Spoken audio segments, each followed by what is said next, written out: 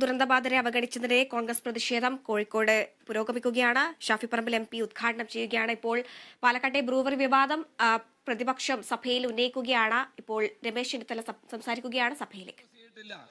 ഇവിടെ വന്നിരിക്കുന്നത് എന്താണ്? ഡൽഹി മദ്യനയ കേസിലെ സമാന സംഭവമാണ് ഇവിടെ നടക്കുന്നത്. മദ്യനയത്തിൽ ഗവൺമെന്റ് വരുത്തിയ മാറ്റം കേജ്രിവാളിനെ ജയിലിലാക്കി. നിങ്ങളത് മറികടക്കാൻ വേണ്ടി മദ്യനയം പ്രഖ്യാപിച്ചു. അത് കഴിഞ്ഞ് ക്യാബിനറ്റിൽ കൊണ്ടുപോയി നടപ്പാക്കുന്നു. സർ, ആർക്ക് വേണ്ടിയാണ് സാർ ഇത്? ക്യാബിനറ്റ് എടുത്ത തീരുമാനം ആർക്ക് വേണ്ടി? പ്ലാച്ചിമടയിൽ കൊക്കക്കോള കമ്പനിയെ പൂട്ടാൻ വേണ്ടി സമരം നടത്തിയ ഇടതുപക്ഷക്കാർ മറുപടി പറയണം. ഒരു തുള്ളി വെള്ളം പോലും കുടിക്കാനില്ലാതെ പുതുശ്ശേരിയിലും അതോടൊപ്പം തന്നെ എലപ്പുള്ളിയിലും ജനങ്ങൾ കഷ്ടപ്പെടുമ്പോൾ പ്രതിദിനം 5 ലക്ഷം ലിറ്റർ വെള്ളം വേണ്ടി വരുന്ന ഈ പദ്ധതി ആരംഭിക്കാൻ നിങ്ങൾ എങ്ങനെ മുന്നോട്ട് വരുന്നു? സാർ, ഇതിന്റെ പിന്നിൽ വൻ അഴിമതിയാണ്. നിങ്ങൾ എങ്ങനെ ഈ കമ്പനിയെ തെരഞ്ഞെടുത്തു? നിങ്ങൾ ഈ കമ്പനിയെ പറ്റി ഈ കേരള ഗവൺമെന്റ് ഇറക്കിയ മന്ത്രിസഭാ യോഗത്തിന്റെ ശേഷം ഇറക്കിയ നോട്ടിഫിക്കേഷനിൽ ഈ കമ്പനിയെ പറ്റി വലിയ തോതിലുള്ള അപ്രീസിയേഷനാണ് കാണിക്കുന്നത്. പുകഴ്ത്തലാണ്. ഈ കമ്പനിയെ പറ്റി വലിയ വലിയ കാര്യങ്ങൾ പറയുന്നു. ഡൽഹി മദ്യനയ കേസിൽ പ്രതിയായ ആളുകളാണ് ഇവർ. പഞ്ചാബിൽ ജലം മലിനീകരിക്കുന്നതിന്റെ പേരിൽ നിരവധി കേസുകൾ നേരിടുന്ന കമ്പനിയാണിത്. ഈ കമ്പനിയെ നിങ്ങൾ എങ്ങനെയാണ് തീരുമാനിച്ചത്? ഈ ഒയാസിസ് കൊമേഴ്സ്യൽ പ്രൈവറ്റ് ലിമിറ്റഡ് മാത്രമാണോ ഇന്ത്യയിൽ മദ്യനിർമ്മാണ രംഗത്തുള്ളത്? നിങ്ങൾ ഇവരെ എങ്ങനെ തിരഞ്ഞെടുത്തു?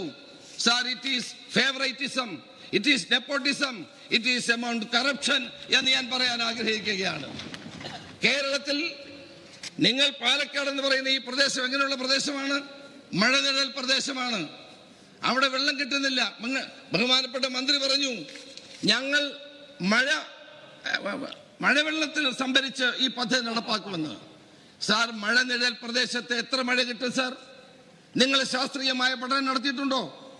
ഈ കമ്പനിയെ നിങ്ങൾ എങ്ങനെ തിരഞ്ഞെടുത്തു? ടെൻഡർ വിളിച്ചിട്ടുണ്ടോ?